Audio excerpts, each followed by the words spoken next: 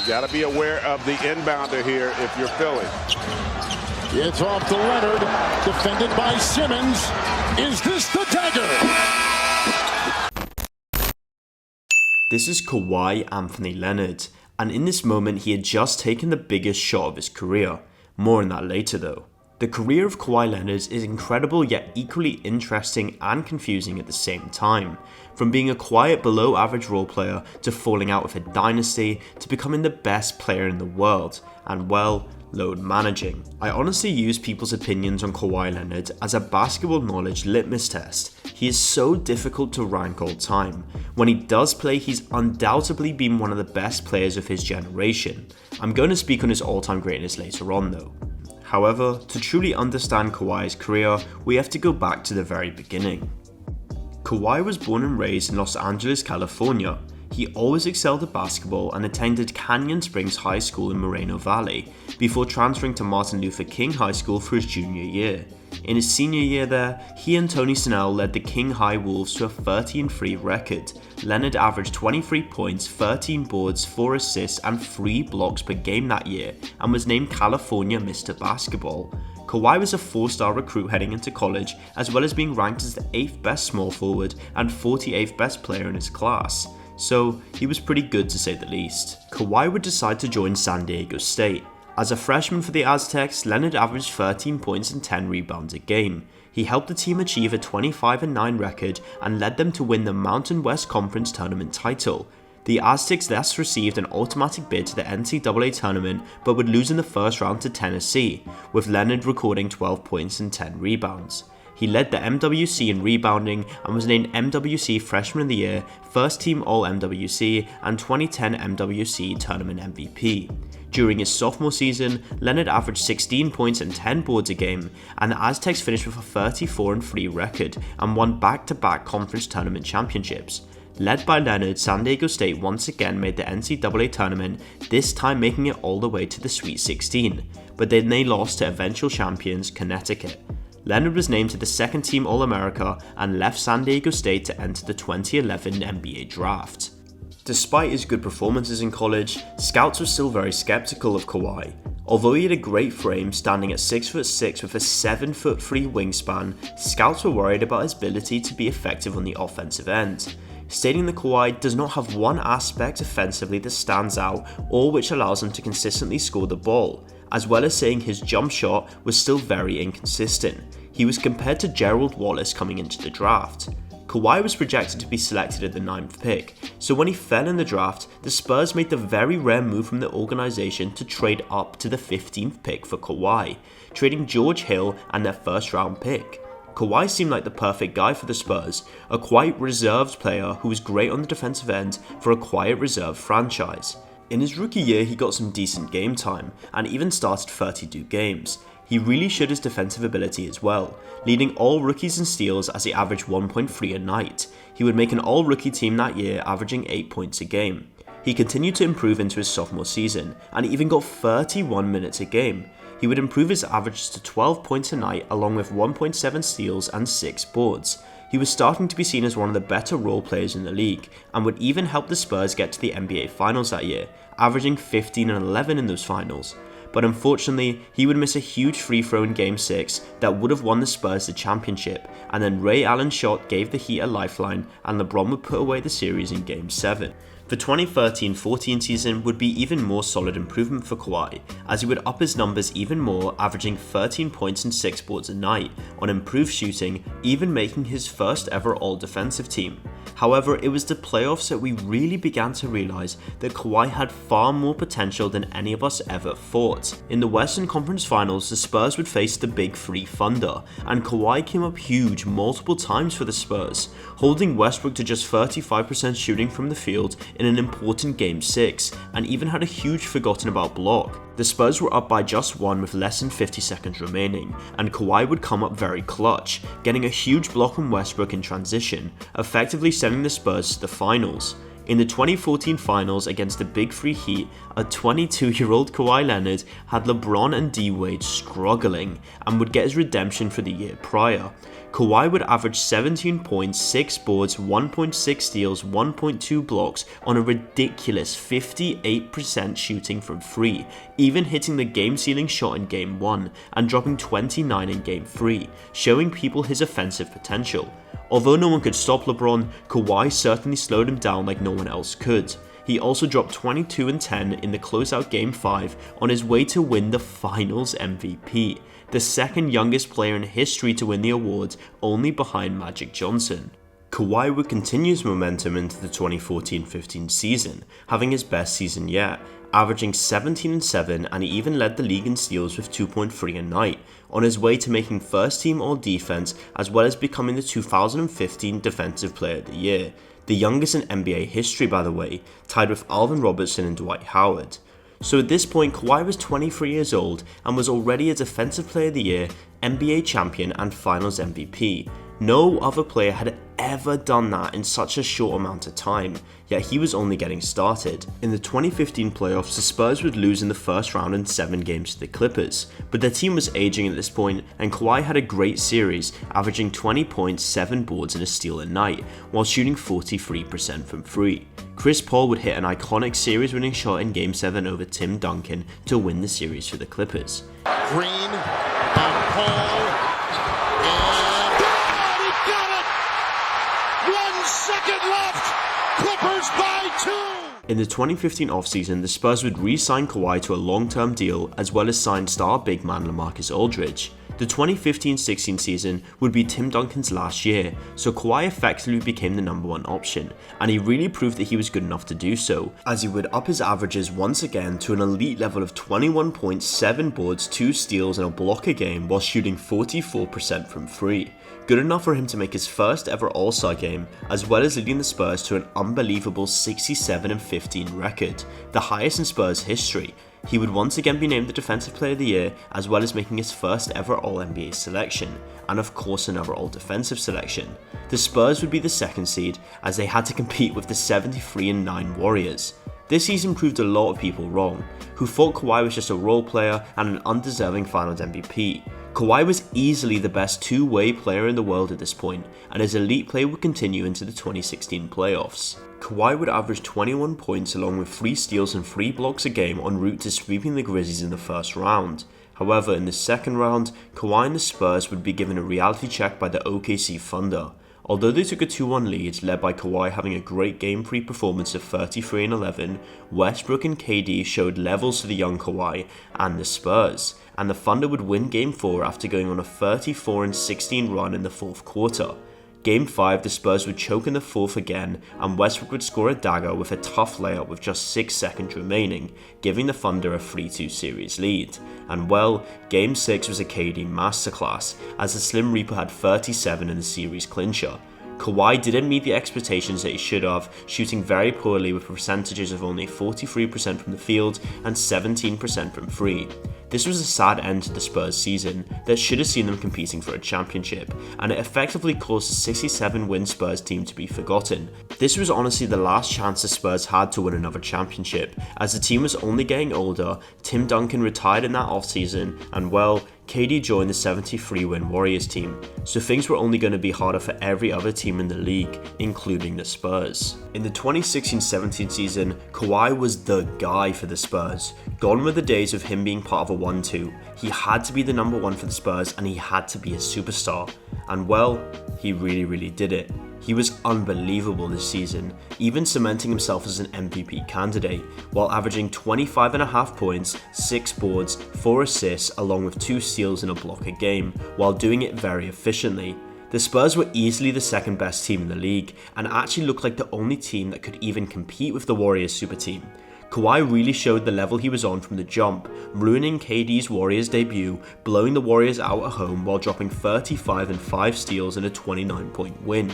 Kawhi was truly a superstar now, both defensively and offensively. He led the Spurs in silence and by example.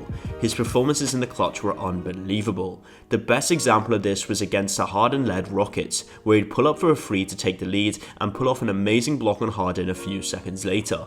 This play is the epitome of who Kawhi is on a basketball court, and just how dominant of a force he was this season. He would be an all-star as well as making an all-NBA first team and all-defensive first team once again, leading the Spurs to a 61-21 record, good enough for second in the West. The Spurs would enter the 2017 playoffs and face the 7th-seed Grizzlies, a team that they had faced many times in the 5 years prior, and they were no easy task. However, Kawhi was incredible and was just too much for the Grizzlies. He would average 32 points in the series, including a 37-point performance in a Game 2 win. However, Game 4 was the best game of his career so far, as he would have 43 points in an overtime classic, where he would hit multiple incredibly clutch shots. However, they would actually lose, and the series was tied 2-2. Kawhi would put the Spurs on his back though, and would lead the Spurs to 2 straight wins in close games 5 and 6, scoring 28 and 29 respectively. The Spurs would advance to the second round where they would face the Rockets. The series was incredibly close at the beginning, with it being tied up 2-2 heading into a pivotal Game 5, which the Spurs would win in very Spursy fashion, with multiple players coming up in the clutch, including the iconic Ginobili block on Harden's free to secure the win. The Spurs would blow the Rockets out in Game 6 and secure the series win and a trip to the Western Conference Finals. But Kawhi didn't even play, due to a mild ankle injury that he didn't want to aggravate. Now the Spurs were up against the Golden State Warriors super team, and although the Warriors were still the heavy favourite, many fans genuinely believed the Spurs could cause an upset here, due to their great post presence from Marcus Aldridge as the Warriors lacked interior defense and Kawhi's ability to guard both Steph and KD. And in Game 1 things looked great for the Spurs and the parity of the league, as Kawhi and LaMarcus were cooking the Warriors at their home court all night long. The Spurs found themselves up by 21 points in the third quarter, with Kawhi already having 26 points in just 23 minutes. And then, well, Zaza happened. Kawhi went up for a corner three which got called for a foul, and everyone thought it was just a standard foul until the camera panned and we saw Kawhi in pain on the floor. On the replay, we realised that Zaza's foot had caused Kawhi's ankle to land badly and he suffered a bad ankle sprain. Many people believe it to be intentional, I'm not sure, but the bottom line was Kawhi was out the rest of the playoffs. The Warriors would storm back and beat the Kawhi-less Spurs in Game 1, and from that point onwards there was no hope really. The Warriors would dominate as Kawhi had to watch from the sidelines, and they would sweep the Spurs and go on to win the NBA championship. This is still one of the biggest what-ifs in recent Spurs history. Could Kawhi have led them to beat the Warriors? We will never know. And well, this is when things get a bit weird. Before the start of the 2017-18 season, there was no sign of Kawhi, and it was revealed that he had a mysterious quad injury and apparently his ankle was fine. Pop said that he would play when he was ready, but then he would then miss the season opener, and day to day became week to week, then he was out 10 games to 20 games out, and there was no timetable on his possible comeback. Things only got worse when footage leaked of Kawhi struggling to walk upstairs onto a plane. It was not a good look. More time passed and it was almost 2 months into the season, and there was still no real news on when Kawhi would return to the floor. Pop would release a statement saying he's just coming along more slowly for whatever reason.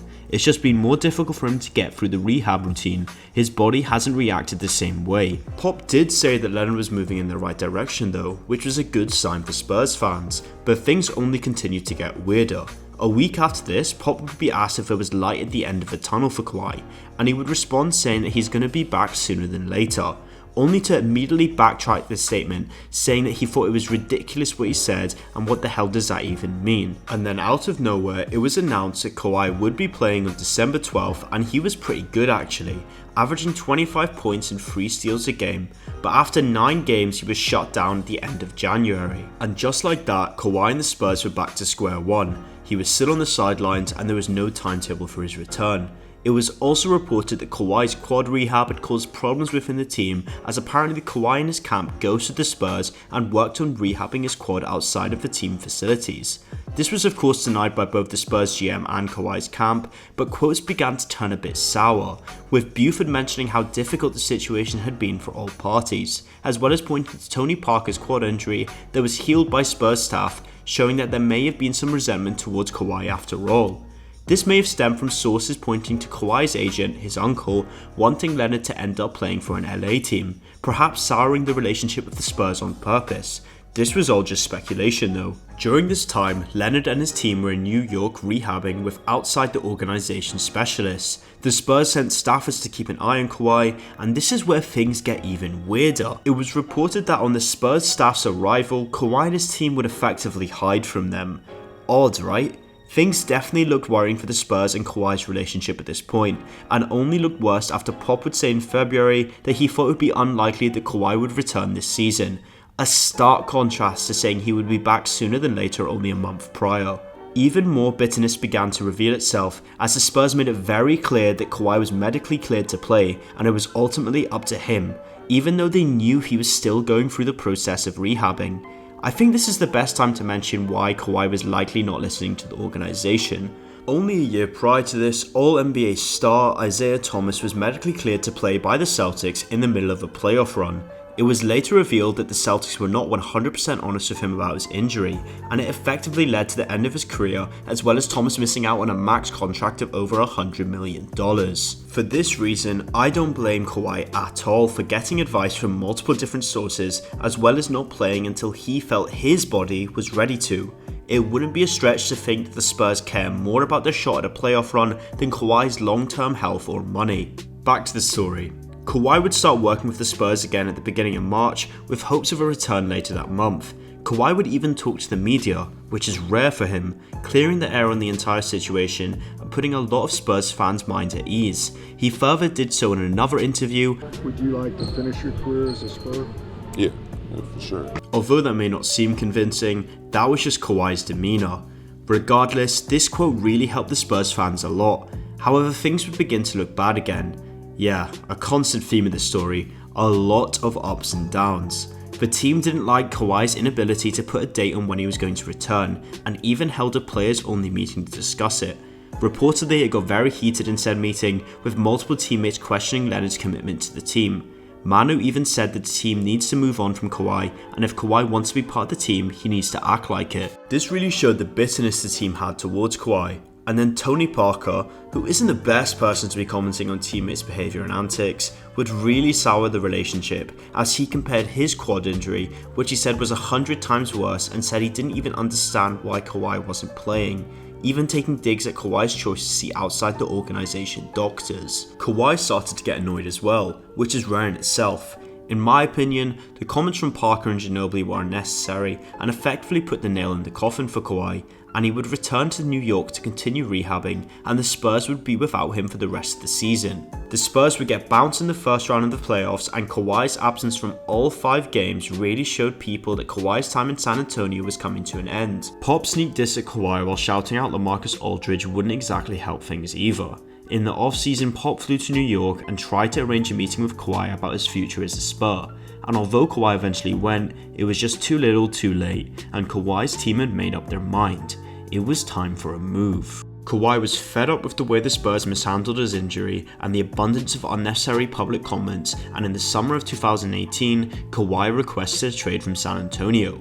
Kawhi would eventually be traded to the Toronto Raptors for DeMar DeRozan and Jakob Poeltl, and a new chapter in Kawhi's career and the NBA as a whole would start.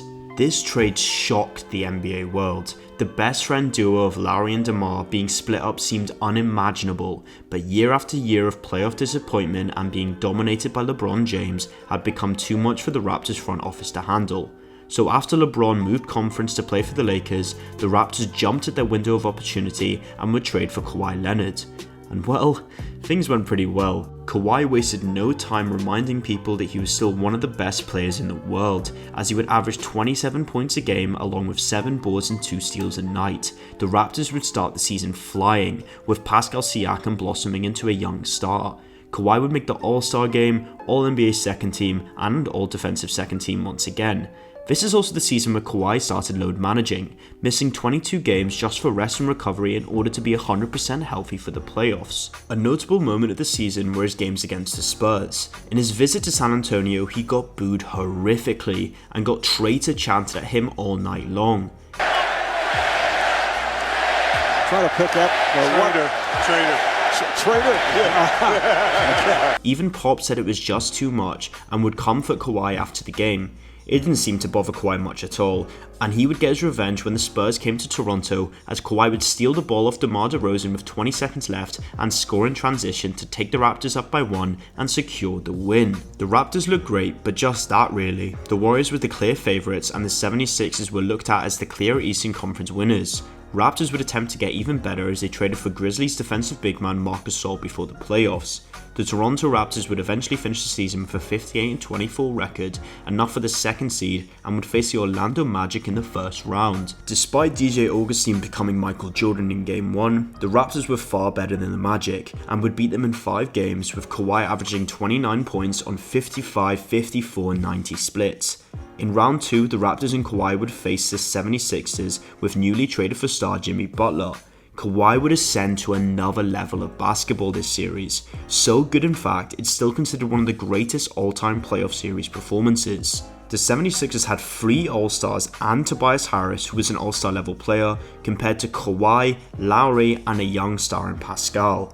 Kawhi would come out the gate strong, scoring 45 points in Game 1 in a win and 39 in a Game 4 win. The 76ers sent all defensive defenders in Ben Simmons and Jimmy Butler to attempt to stop him, but they couldn't do a thing. Kawhi got to his spot every single time. It was Jordan-esque. After a long 6 game, it was tied 3-3 and would be treated to one of the best Game 7s in NBA history. It was a slow, grinded out game in Toronto, with neither team scoring particularly much or well. Their addition of Marc Gasol turned out amazingly though, as he held Embiid to just 21 points on 33% from the field.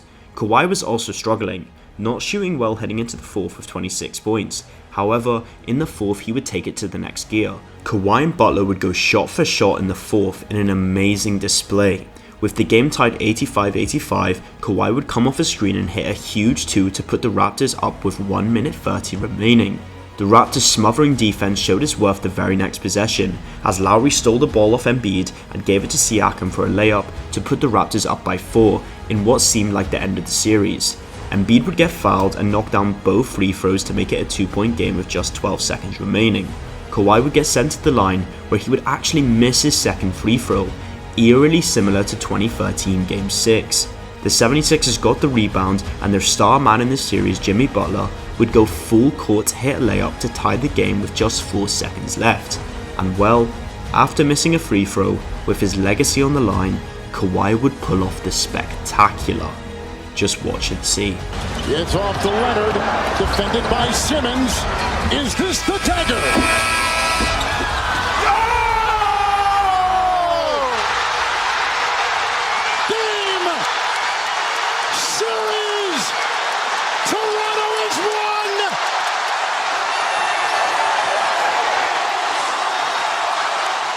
Kawhi finished the game with 41 points and the only Game 7 series-winning buzzer-beater shot in history. The Raptors would advance to the Eastern Conference Finals, and Embiid wasn't very happy about it. But the Raptors would have to face the number 1 seed Bucks, led by league MVP Giannis, and things actually started badly, with the Bucks taking the first 2 games. But after some defensive changes, the Raptors would beat the Bucks in the next 4 games, with Kawhi dominating the league MVP. And just like that, the Toronto Raptors, led by the man people thought wasn't a leader and people had doubted, were on their way to the NBA Finals. In the finals, unfortunately KD would not be able to play due to an Achilles injury, and Klay would tear his ACL in a close Game 6. Regardless, Kawhi and his supporting cast played their asses off and would beat the Warriors in 6 games to win the NBA championship. Kawhi had changed the franchise in just 1 year. The same franchise the year prior that looked destined for mediocrity.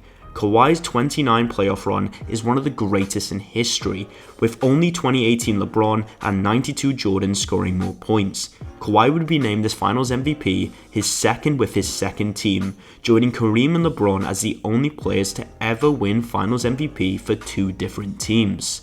Kawhi that offseason would return to his hometown, joining the Clippers to team up with Paul George. The first season things looked very promising for the Clippers. With KD out, the playoffs looked to be a battle of LA for the NBA championship. The Clippers clearly fought it as well. Kawhi and New Balance released an infamous advert claiming LA was Kawhi City and that they got now. To be fair to the Clippers and Kawhi, things looked that way. Kawhi would average 27 points a game with 2 steals on his way to making another All-Star game as well as another All-NBA second team and defensive team. However, there were concerns. Both Kawhi and PG sat out a lot of games with them only playing 105 games between the two of them. They rarely played together during the season, but they still finished the year with a 49-23 record, enough for the second seed in the West. And things got even more complicated with, that global virus that shut down the world, including the NBA on March 11th. The bubble would then be opened 4 months later for training camp and regular season just 2 weeks after that. Of course, not playing basketball for 4 months undoubtedly affected things, but the Clippers entered the bubble playoffs to play the Dallas Mavericks led by generational talent Luka Doncic in the first round. And well, it was a dogfight. Luka played some of the highest level of basketball I have ever seen for a 21-year-old, including hitting a game winner to tie the series 2-2. Kawhi would put the team on his back to win the next 2 games and would average 32 points, 10 boards, 5 assists and 3 steals for the series. However, there were more concerns. PG was not meeting Kawhi's level of play at all. He shot just 35% from the field on only 18 points per game. In the second round, the Clippers would play against the Denver Nuggets, and things started off amazing. The Clippers would take a 3-1 lead led by multiple great performances from Kawhi. At the same time, the Lakers were sitting waiting in the Western Conference Finals after beating the Rockets, and things looked primed and ready for a battle of LA to effectively decide who would be NBA champions. LeBron versus Kawhi again, PG versus AD, Clippers versus Lakers. Fans were excited for the great story. Oh, they choked it. The Nuggets came back from 3-1 down to advance to the Western Conference Finals, with PG and Kawhi having horrible Game 7 performances that Kawhi shouldn't be excused from. The Lakers would go on to win the NBA championship, cementing themselves as the team in LA. The following season's Kawhi numbers would drop a little bit down to 25 points a game, but on ultra-efficient splits of 51, 39, 89. Both players would do a lot of load managing, with them both playing less than 55 games each. Regardless, Kawhi would make All-NBA first team as well as All-Defensive second team, and in the first round of the playoffs, the Clippers would face the Dallas Mavericks in a rematch, and oh my god, Kawhi was unbelievable. Arguably the best he ever played, averaging 33 points on 60, 40, 90 shooting splits in a 7-game series. Kawhi would have 41 in Game 2 despite a loss. He would then follow this up with 36 in Game 3 to bring back the series 2-1, before having 29 and 10 on 73% shooting in a 25-point win. Then after losing Game 5 in a must-win game for the Clippers, Kawhi would have 45 points on 70% shooting in an absolute clinic, including 29 second-half points and huge clutch threes in the fourth, including the dagger, to secure the win and tie up the series 3-3 for the Clippers. Seriously, go watch this game back. It's incredible. In Game 7, despite Luka having 46 points and 14 assists, Kawhi would have a near 29-point triple-double and secure the series win for the Clippers. In the next round, they would face the first-seeded Jazz, losing both Game 1 and 2 in very close games. Kawhi would then drop 34 and 31 in the next 2 games in blowouts to tie the series. Unfortunately, the Clippers' championship hopes got erased due to Kawhi tearing his ACL at the end of Game 5 in a non-contact play. Super unfortunate. The Clippers would go on to beat the Jazz, led by fantastic performances by Paul George, making it to their franchise's first ever Western Conference Finals. The Clippers would take the Suns all the way to 6 games, and I really believe if Kawhi had never gotten injured, they would have made it to the finals and would have stood a very good chance at beating the Bucks, especially with Kawhi's ability to guard Giannis. And this takes us to current day really. Kawhi would miss the entire of the 2021-2022 season due to the severity of ACL tears, and the Clippers currently are a decent team in the West led by Paul George and their great core, just waiting for Kawhi to return from his injury. People are freaking out already because he returned and is now out indefinitely at the moment, but Kawhi clearly wants to be in LA. He and PG seem to have a great relationship. I think Kawhi will return when he's ready and he's not going to rush back. The Clippers could make a lot of noise in the West this year. It just ultimately comes down to how good Kawhi will be when he returns, and I have a feeling he will be pretty good. So let's recap. Kawhi is a 5-time All-Star, 5-time All-NBA player, 7-time All-Defensive player, a 2-time Defensive Player of the Year, an All-Star Game MVP, part of the NBA's top 75 all-time team, and of course, a 2-time champion and a 2-time Finals MVP. Let me name all the other players in NBA history who have matched or bettered this resume. You ready? Hakeem Olajuwon. That's it. And that's the thing with Kawhi. Other than season MVP, he's got all the accolades that players want in basketball. He's got as many rings and Finals MVPs as Kevin Durant, as many Defensive Player of the Years as Alonzo Mourning, yet he's got less career points than Andrew Wiggins. He's played less NBA games than Kyrie Irving or Anthony Davis, guys who get criticized for missing games. People may hold this against him, and I get that, but for me, at the end of the day, pro sports is about winning. 99% of NBA players' main goal in their sport is to win the NBA championship, and to do so, you have to play at a high level in the playoffs. And Kawhi is one of the greatest playoff risers in NBA history. In the last decade, few players have been able to match Kawhi's level of playoff play. If your name isn't Kevin Durant or LeBron James, you're not even in the conversation. For me, Kawhi is a top 25 player of all time. He sits at 24 for me on my list, and he has the ability to get a lot higher if he wins another ring. People forget, he's still only 31. He's got some time left in the tank still. Kawhi is the enigma of NBA history, a silent, emotionless killer who plays when he needs to and rarely plays badly. Your ranking of Kawhi all time really determines what you truly value in sports. But the one thing everyone can agree on, Kawhi is damn good at basketball. Thank you so much for watching. I would really appreciate it if you subscribed to my channel and gave the video a like. And until next time, see ya.